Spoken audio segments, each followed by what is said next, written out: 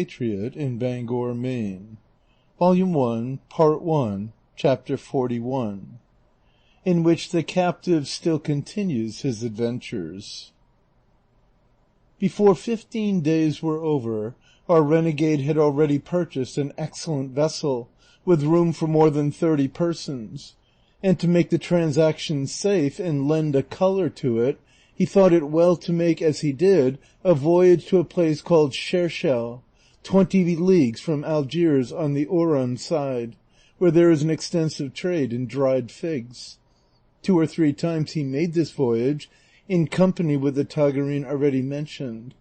The Moors of Aragon are called Tagarines in Barbary, and those of Granada Mudejares. But in the kingdom of Fez they call the Mudejares Elches, and they are the people the king chiefly employs in war.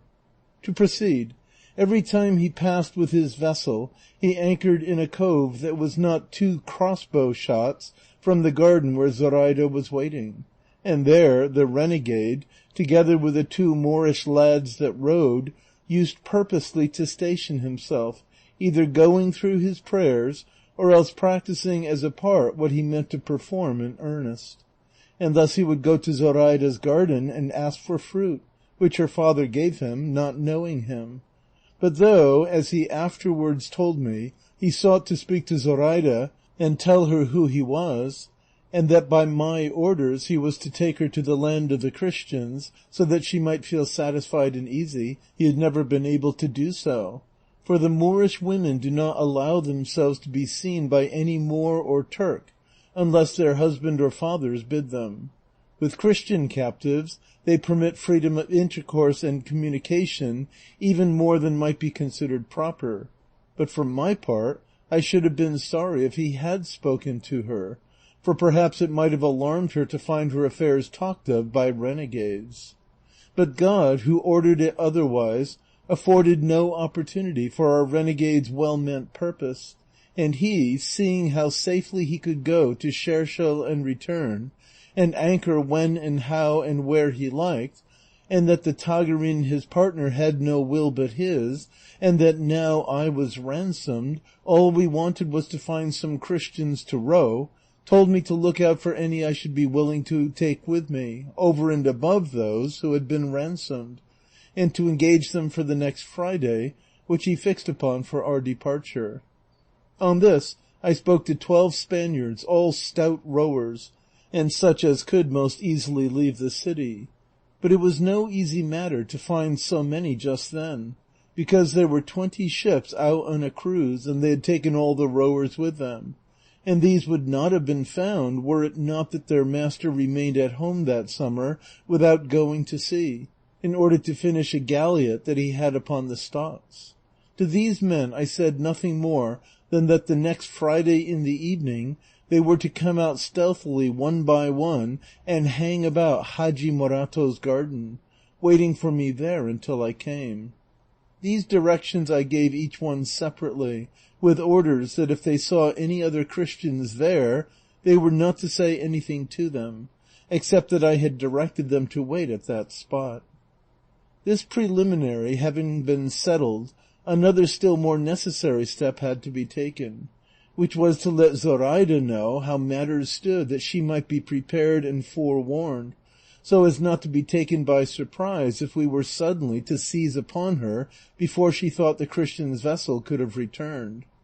I determined, therefore, to go to the garden and try if I could speak to her, and the day before my departure I went there under the pretense of gathering herbs.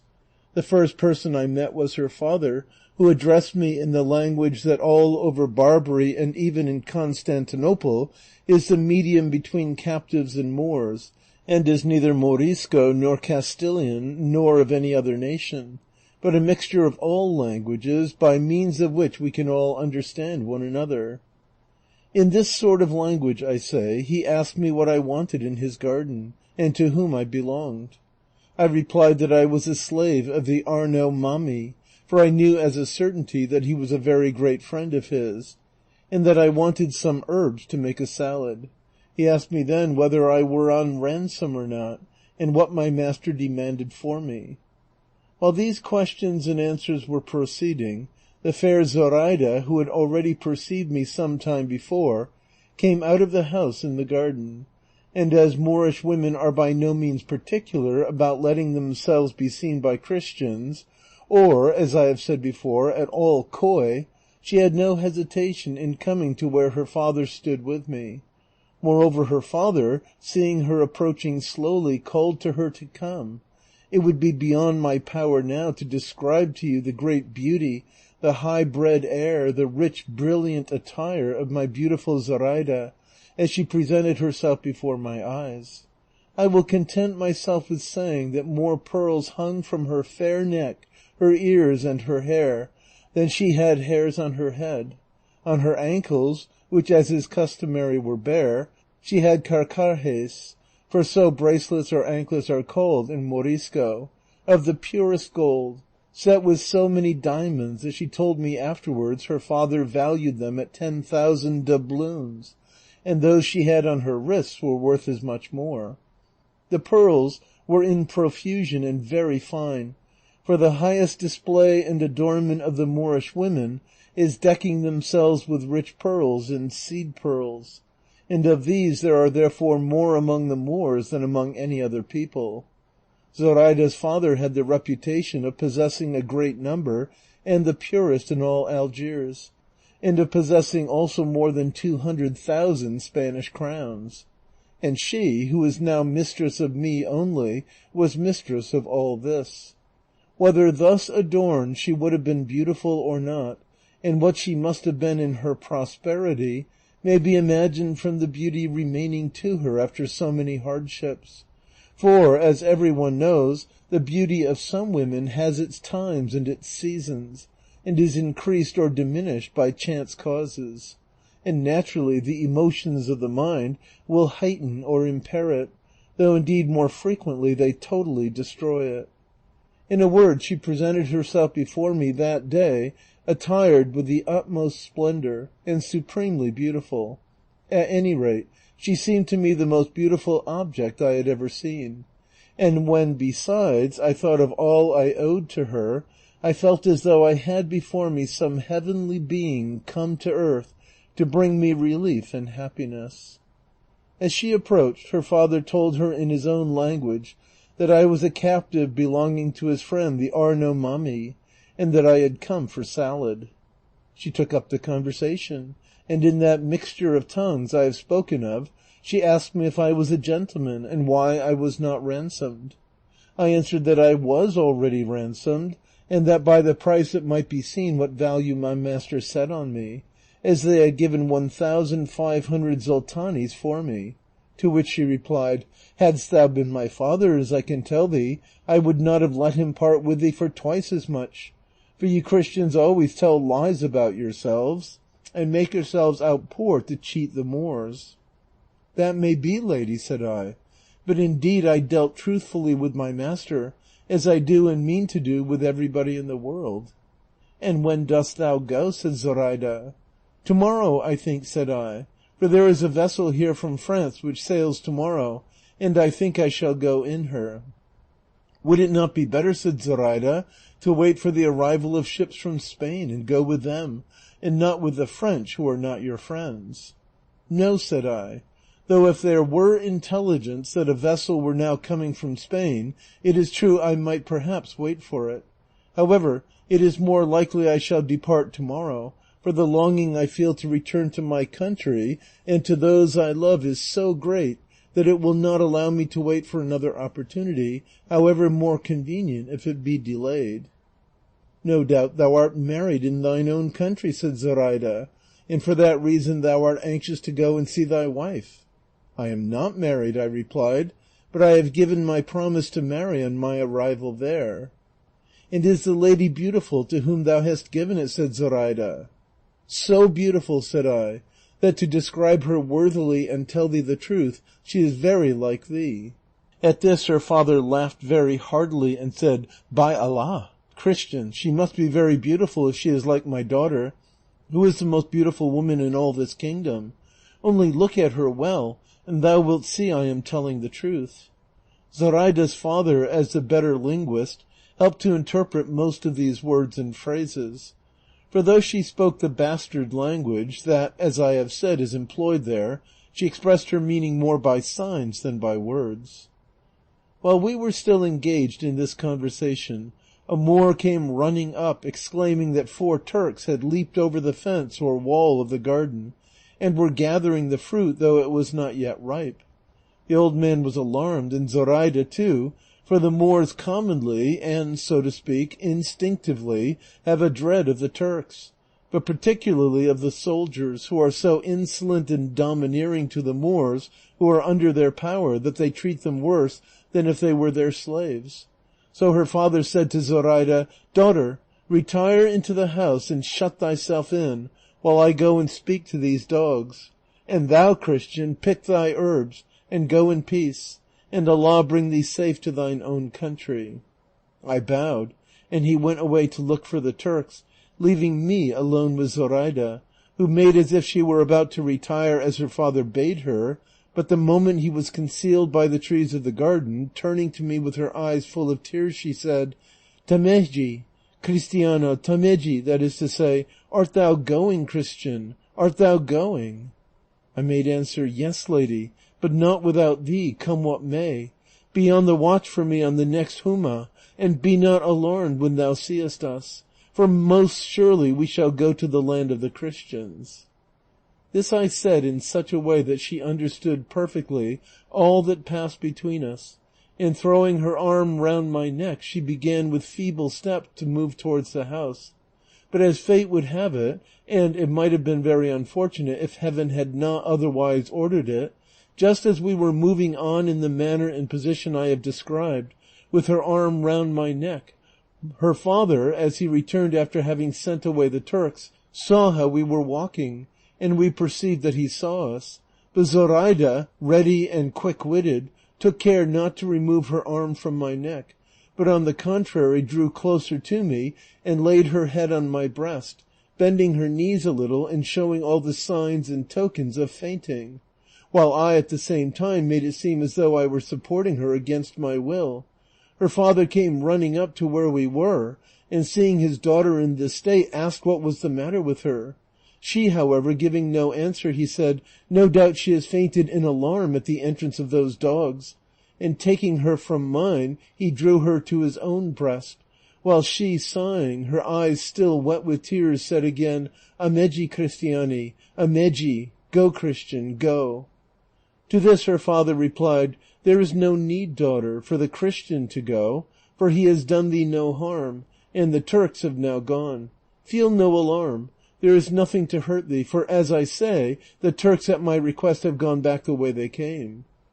"It was they who terrified her, as thou hast said, señor," said I to her father, "but since she tells me to go, I have no wish to displease her. Peace be with thee, and with thy leave I will come back to this garden for herbs, if need be, for my master says there are nowhere better herbs for salad than here."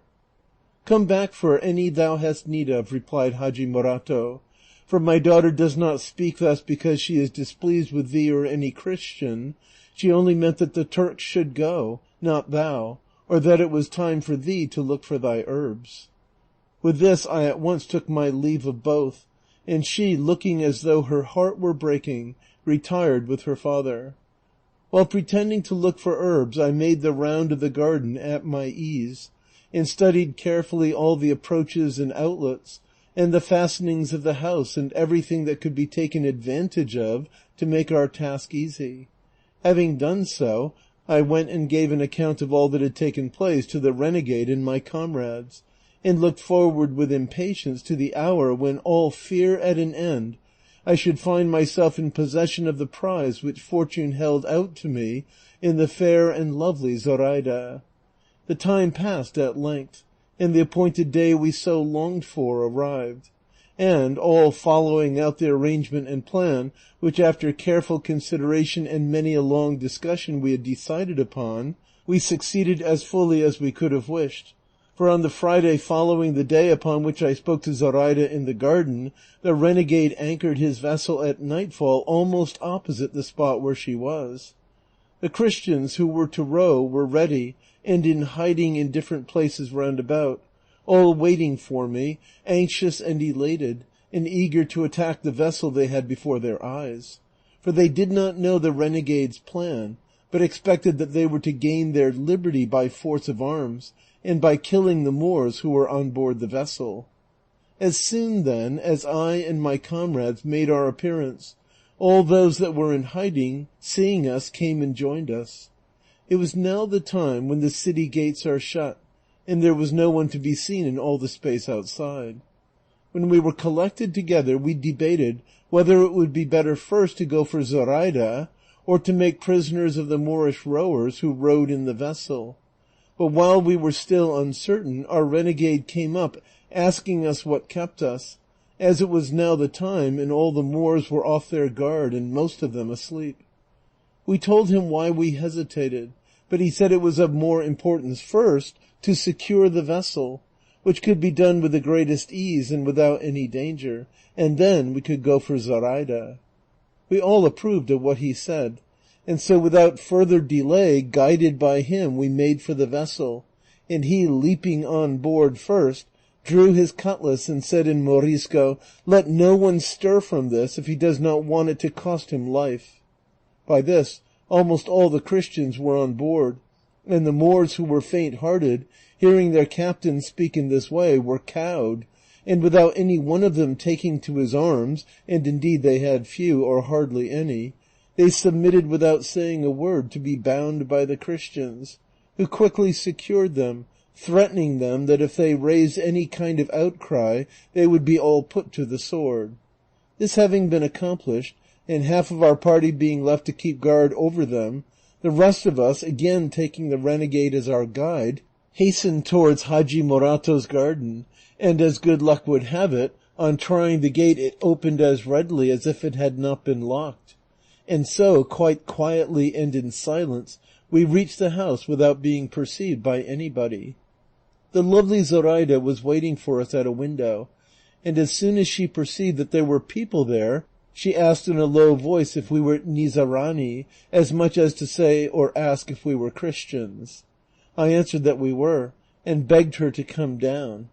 As soon as she recognized me, she did not delay an instant, but without answering a word came down immediately, opened the door and presented herself before us all, so beautiful and so richly attired that I cannot attempt to describe her. The moment I saw her, I took her hand and kissed it, and the renegade and my two comrades did the same, and the rest, who knew nothing of the circumstances, did as they saw us do, for it only seemed as if we were returning thanks to her, and recognizing her as the giver of our liberty. The renegade asked her in the Morisco language if her father was in the house. She replied that he was, and that he was asleep. "Then it will be necessary to waken him and take him with us," said the renegade, "and everything of value in this fair mansion." "Nay," said she, "my father must not on any account be touched, and there is nothing in the house except what I shall take, and that will be quite enough to enrich and satisfy all of you. Wait a little, and you shall see." And so saying, she went in again, telling us she would return immediately, and bidding us keep quiet without making any noise. I asked the renegade what had passed between them, and when he told me, I declared that nothing should be done except in accordance with the wishes of Zoraida, who now came back with a little trunk so full of gold crowns that she could scarcely carry it. Unfortunately, her father awoke while this was going on, and hearing a noise in the garden came to the window, and at once perceiving that all those who were there were Christians, raising a prodigiously loud outcry, he began to call out in Arabic, "Christians! Christians! Thieves! Thieves!" By which cries we were all thrown into the greatest fear and embarrassment. But the renegade, seeing the danger we were in and how important it was for him to effect his purpose before we were heard, mounted with the utmost quickness to where Haji Morato was, and with him went some of our party. I, however, did not dare to leave Zoraida, who had fallen almost fainting in my arms. To be brief, those who had gone upstairs acted so promptly that in an instant they came down, carrying Haji Morato with his hands bound and a napkin tied over his mouth, which prevented him from uttering a word, warning him at the same time that to attempt to speak would cost him his life. When his daughter caught sight of him, she covered her eyes so as not to see him, and her father was horror-stricken, not knowing how willingly she had placed herself in our hands. But it was now most essential for us to be on the move, and carefully and quickly we regained the vessel, where those who had remained on board were waiting for us in apprehension of some mishap having befallen us. It was barely 2 hours after night set in when we were all on board the vessel, where the cords were removed from the hands of Zoraida's father and the napkin from his mouth. But the renegade once more told him not to utter a word, or they would take his life.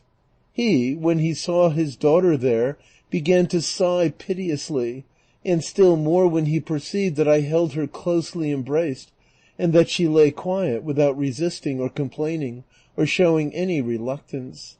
Nevertheless he remained silent, lest they should carry into effect the repeated threats the renegade had addressed to him. Finding herself now on board, and that we were about to give way with the oars, Zoraida, seeing her father there and the other Moors bound, bade the renegade ask me to do her the favor of releasing the Moors and setting her father at liberty,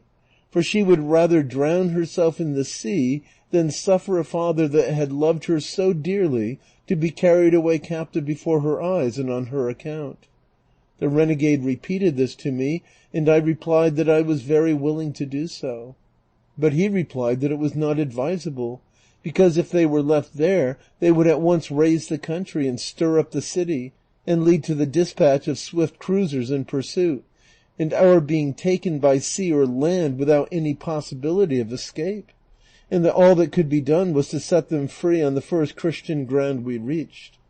On this point we all agreed, and Zoraida, to whom it was explained, together with the reasons that prevented us from doing at once what she desired, was satisfied likewise. And then in glad silence and with cheerful alacrity, each of our stout rowers took his oar, and commending ourselves to God with all our hearts, we began to shape our course for the island of Majorca, the nearest Christian land. Owing, however, to the Tramontana rising a little, and the sea growing somewhat rough, it was impossible for us to keep a straight course for Majorca, and we were compelled to coast in the direction of Oran, not without great uneasiness on our part, lest we should be observed from the town of Shershel, which lies on that coast not more than 60 miles from Algiers. Moreover, we were afraid of meeting on that course one of the galliots that usually come with goods from Tetuan, although each of us for himself and all of us together felt confident that if we were to meet a merchant galliot, so that it were not a cruiser, not only should we not be lost, but that we should take a vessel in which we could more safely accomplish our voyage. As we pursued our course, Zoraida kept her head between my hands so as not to see her father, and I felt sure that she was praying to Leila Marian to help us. We might have made about 30 miles when daybreak found us some 3 musket shots off the land, which seemed to us deserted and without anyone to see us. For all that, however, by hard rowing we put out a little to sea, for it was now somewhat calmer, and having gained about 2 leagues, the word was given to row by batches while we ate something, for the vessel was well provided. But the rowers said it was not a time to take any rest. Let food be served out to those who were not rowing, but they would not leave their oars on any account. This was done, but now a stiff breeze began to blow, which obliged us to leave off rowing and make sail at once and steer for Oran, as it was impossible to make any other course. All this was done very promptly, and under sail we ran more than 8 miles an hour without any fear, except that of coming across some vessel out on a roving expedition. We gave the Moorish rowers some food, and the renegade comforted them by telling them that they were not held as captives, as we should set them free on the first opportunity. The same was said to Zoraida's father, who replied, "Anything else, O Christian, I might hope for, or think likely from your generosity and good behavior, but do not think me so simple as to imagine you will give me my liberty, for you would have never exposed yourselves to the danger of depriving me of it only to restore it to me so generously, especially as you know who I am and the sum you may expect to receive on restoring it. And if you will only name that, I here offer you all you require for myself and for my unhappy daughter there, or else for her alone, for she is the greatest and most precious part of my soul." As he said this, he began to weep so bitterly that he filled us all with compassion and forced Zoraida to look at him. And when she saw him weeping, she was so moved that she rose from my feet and ran to throw her arms round him, and pressing her face to his, they both gave way to such an outburst of tears that several of us were constrained to keep them company. But when her father saw her in full dress and with all her jewels about her, he said to her in his own language, "What means this, my daughter? Last night, before this terrible misfortune in which we are plunged befell us, I saw thee in thy everyday and indoor garments, and now, without having had time to attire thyself, and without my bringing thee any joyful tidings to furnish an occasion for adorning and bedecking thyself, I see thee arrayed in the finest attire it would be in my power to give thee when fortune was most kind to us. Answer me this, for it causes me greater anxiety and surprise than even this misfortune itself." The renegade interpreted to us what the Moor said to his daughter. She, however, returned him no answer. But when he observed in one corner of the vessel the little trunk in which she used to keep her jewels, which he well knew he had left in Algiers and had not brought to the garden, he was still more amazed, and asked her how that trunk had come into our hands and what there was in it. To which the renegade, without waiting for Zoraida to reply, made answer, "Do not trouble thyself by asking thy daughter Zoraida so many questions, señor, for the one answer I will give thee will serve for all. I would have thee know that she is a Christian, and that it is she who has been the file for our chains and our deliverer from captivity. She is here of her own free will, as glad, I imagine, to find herself in this position as he who escapes from darkness into the light, from death to life, and from suffering to glory." "Daughter, is this true what he says?" cried the Moor. "It is," replied Zoraida. "That thou art in truth a Christian," said the old man, "and that thou hast given thy father into the power of his enemies?" To which Zoraida made answer, "A Christian I am, but it is not I who have placed thee in this position, for it never was my wish to leave thee or do thee harm, but only to do good to myself." "And what good hast thou done thyself, daughter?" said he. "Ask thou that," said she, "of Lela Marien, for she can tell thee better than I." The Moor had hardly heard these words when with marvellous quickness he flung himself head foremost into the sea, where no doubt he would have been drowned, had not the long and full dress he wore held him up for a little on the surface of the water. Zoraida cried aloud to us to save him, and we all hastened to help, and seizing him by his robe, we drew him in, half drowned and insensible, at which Zoraida was in such distress that she wept over him as piteously and bitterly as though he were already dead. We turned him upon his face, and he voided a great quantity of water, and at the end of 2 hours came to himself. Meanwhile, the wind having changed, we were compelled to head for the land, and ply our oars to avoid being driven on shore.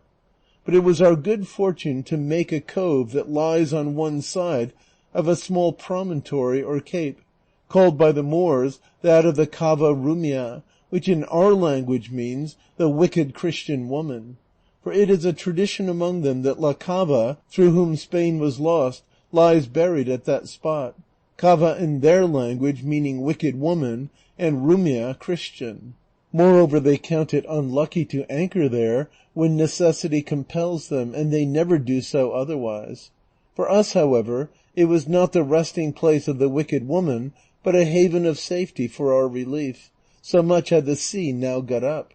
We posted a lookout on shore, and never let the oars out of our hands. And 8 of the stores the renegade had laid in, imploring God and Our Lady with all our hearts to help and protect us, that we might give a happy ending to a beginning so prosperous. At the entreaty of Zoraida, orders were given to set on shore her father and the other Moors, who were still bound. for she could not endure, nor could her tender heart bear to see her father in bonds, and her fellow countrymen prisoners before her eyes. We promised her to do this at the moment of departure, for as it was uninhabited, we ran no risk in releasing them at that place. Our prayers were not so far in vain as to be unheard by heaven, for the wind immediately changed in our favor, and the sea grew calm, inviting us once more to resume our voyage with a good heart.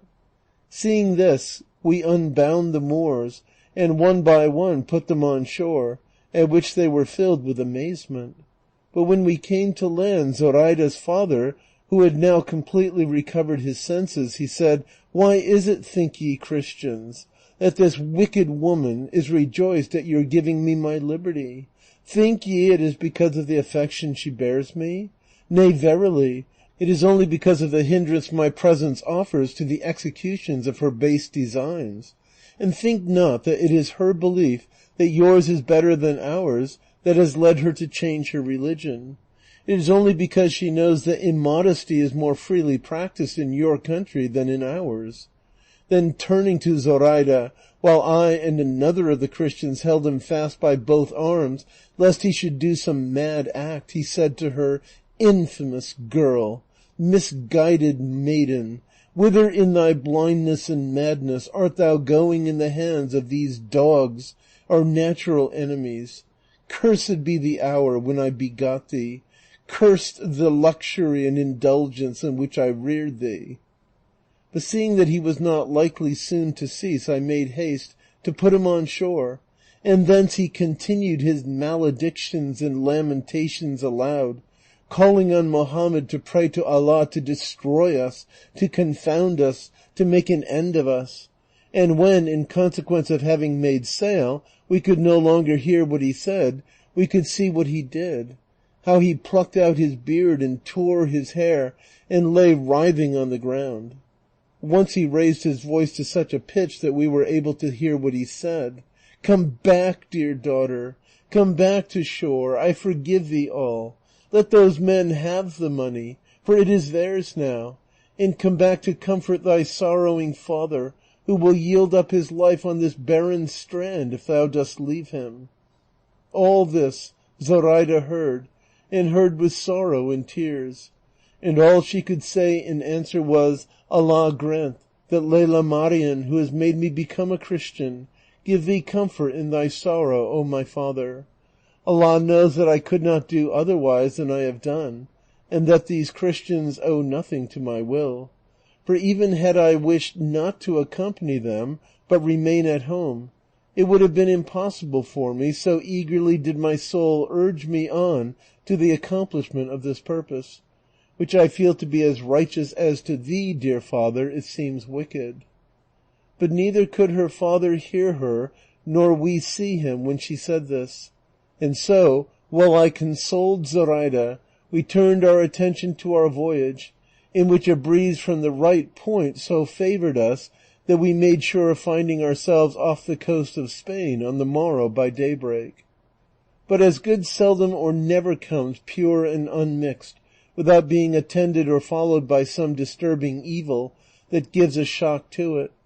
our fortune, or perhaps the curses which the Moor had hurled at his daughter, for whatever kind of father they may come from, these are always to be dreaded, brought it about that when we were now in mid-sea, and the night about 3 hours spent, as we were running with all sails set and oars lashed, for the favoring breeze saved us the trouble of using them, we saw by the light of the moon, which shone brilliantly, a square-rigged vessel in full sail close to us, luffing up and standing across our course, and so close that we had to strike sail to avoid running foul of her, while they too put the helm hard up to let us pass. They came to the side of the ship to ask who we were, whither we were bound, and whence we came. But as they asked this in French, our renegade said, "Let no one answer, for no doubt these are French corsairs who plunder all comers." Acting on this warning, no one answered a word, but after we had gone a little ahead, and the vessel was now lying to leeward, suddenly they fired 2 guns, and apparently both loaded with chain shot, for with one they cut our mast in half and brought down both it and the sail into the sea, and the other, discharged at the same moment, sent a ball into our vessel amidships, staving her in completely, but without doing any further damage. We, however, finding ourselves sinking, began to shout for help and call upon those in the ship to pick us up as we were beginning to fill. They then lay to, and lowering a skiff or boat, as many as a dozen Frenchmen, well armed with matchlocks, and their matches burning, got into it and came alongside. And seeing how few we were, and that our vessel was going down, they took us in, telling us that this had come to us through our incivility in not giving them an answer. Our renegade took the trunk containing Zoraida's wealth and dropped it into the sea without anyone perceiving what he did. In short, we went on board with the Frenchmen, who, after having ascertained all they wanted to know about us, rifled us of everything we had, as if they had been our bitterest enemies, and from Zoraida they took even the anklets she wore on her feet. But the distress they caused her did not distress me so much as the fear I was in that from robbing her of her rich and precious jewels, they would proceed to rob her of the most precious jewel that she valued more than all. The desires, however, of those people do not go beyond money, but of that their covetousness is insatiable, and on this occasion it was carried to such a pitch that they would have taken even the clothes we wore as captives if they had been worth anything to them. It was the advice of some of them to throw us all into the sea wrapped up in a sail, for their purpose was to trade at some of the ports of Spain, giving themselves out as Bretons, and if they brought us alive they would be punished as soon as the robbery was discovered.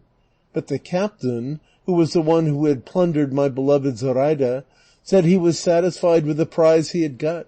and that he would not touch at any Spanish port, but pass the Straits of Gibraltar by night, or as best he could, and make for Rochelle, from which he had sailed. So they agreed by common consent to give us the skiff belonging to their ship, and all we required for the short voyage that remained to us, and this they did the next day on coming in sight of the Spanish coast, with which, and the joy we felt, all our sufferings and miseries were as completely forgotten as if they had never been endured by us. Such is the delight of recovering lost liberty. It may have been about midday when they placed us in the boat, giving us 2 kegs of water and some biscuit, and the captain, moved by I know not what compassion, as the lovely Zoraida was about to embark, gave her some 40 gold crowns, and would not permit his men to take from her those same garments which she has on now. We got into the boat, returning them thanks for their kindness to us, and showing ourselves grateful rather than indignant.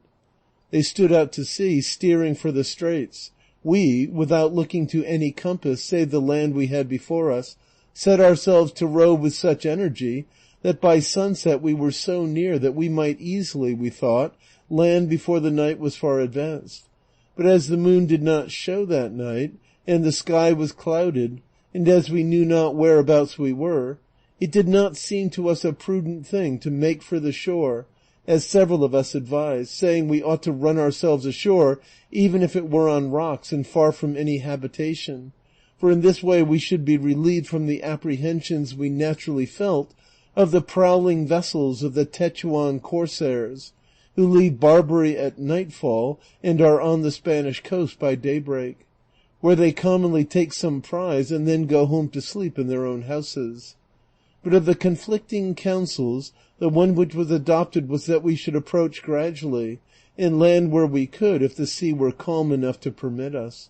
This was done, and a little before midnight we drew near to the foot of a huge and lofty mountain, not so close to the sea, but that it left a narrow space on which to land conveniently. We ran our boat up on the sand, and all sprang out and kissed the ground, and with tears of joyful satisfaction returned thanks to God our Lord for all his incomparable goodness to us on our voyage.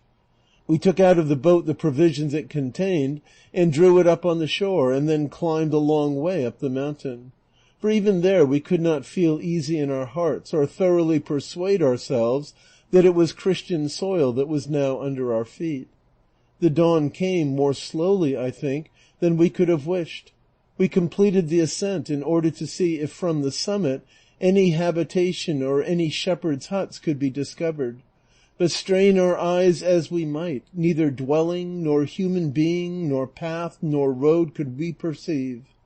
However, we determined to push on farther, as it could not but be that ere long we must see someone who could tell us where we were.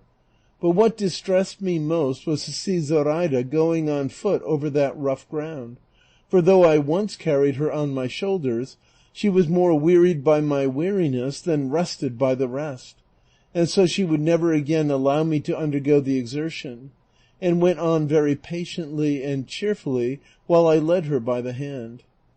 We had gone rather less than a quarter of a league when the sound of a little bell fell on our ears, a clear proof that there were flocks hard by, and looking about carefully to see if any were within view, we observed a young shepherd tranquilly and unsuspiciously trimming a stick with his knife at the foot of a cork tree. We called to him, and he, raising his head, sprang nimbly to his feet, for as we afterwards learned, the first who presented themselves to his sight were the renegade and Zoraida, and seeing them in Moorish dress, he imagined that all the Moors of Barbary were upon him, and plunging with marvellous swiftness into the thicket in front of him, he began to raise a prodigious outcry, exclaiming, "The Moors! The Moors have landed!" We were all thrown into perplexity by these cries, not knowing what to do, but reflecting that the shouts of the shepherd would raise the country, and that the mounted coast guard would come at once to see what was the matter, we agreed that the renegade must strip off his Turkish garments and put on a captive's jacket or coat, which one of our party gave him at once, though he himself was reduced to his shirt. And so, commending ourselves to God, we followed the same road which we saw the shepherd take, expecting every moment that the coast guard would be down upon us. Nor did our expectation deceive us, for 2 hours had not passed when, coming out of the brushwood into the open ground, we perceived some 50 mounted men swiftly approaching us at a hand gallop. As soon as we saw them, we stood still, waiting for them, but as they came close, and instead of the Moors they were in quest of, saw a set of poor Christians, they were taken aback, and one of them asked if it could be we who were the cause of the shepherd having raised the call to arms. I said yes, and as I was about to explain to him what had occurred, and whence we came and who we were, one of the Christians of our party recognized the horseman who had put the question to us, and before I could say anything more he exclaimed, "Thanks be to God, sirs, for bringing us to such good quarters, for if I do not deceive myself, the ground we stand on is that of Valle Malaga, unless indeed all my years of captivity have made me unable to recollect that you, senor, who ask who we are Pedro de Bustamante, my uncle." The Christian captive had hardly uttered these words when the horseman threw himself off his horse and ran to embrace the young man, crying, "Nephew of my soul and life, I recognize thee now, and long have I mourned thee as dead, I and my sister, thy mother, and all thy kin that are still alive, and whom God has been pleased to preserve, that they may enjoy the happiness of seeing thee.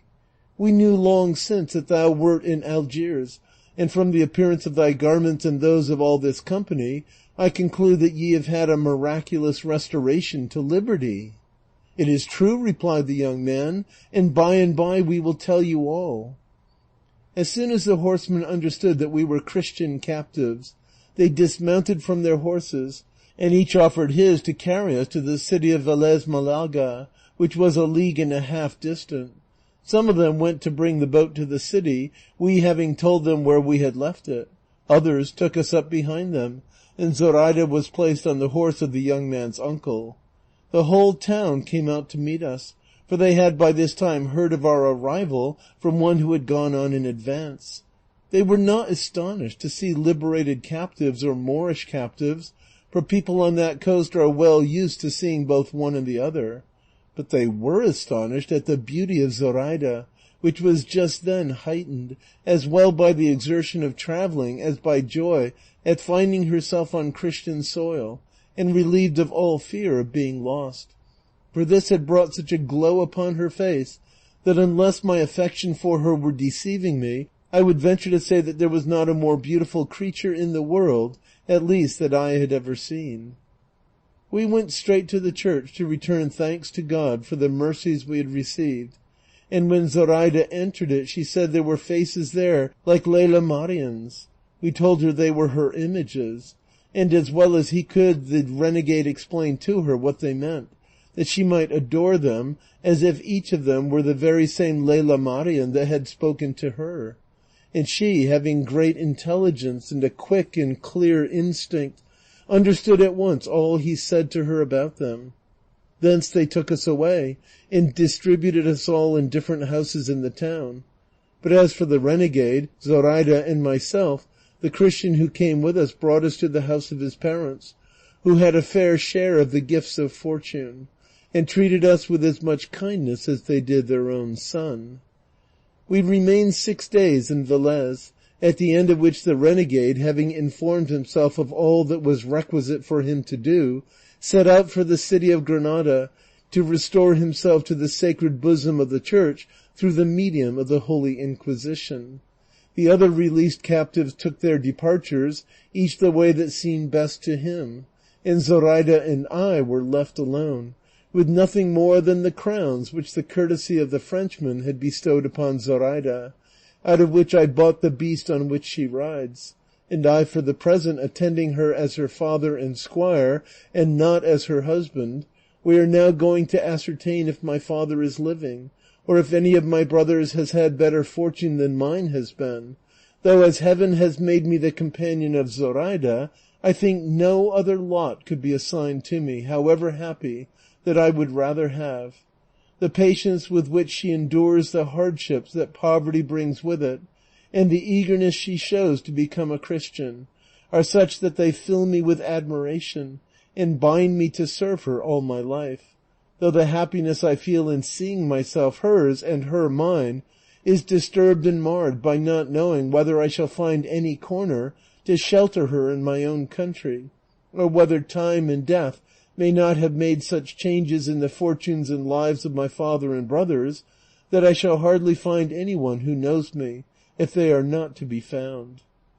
I have no more of my story to tell you, gentlemen. Whether it be an interesting or a curious one, let your better judgments decide. All I can say is I would gladly have told it to you more briefly, although my fear of wearying you has made me leave out more than one circumstance.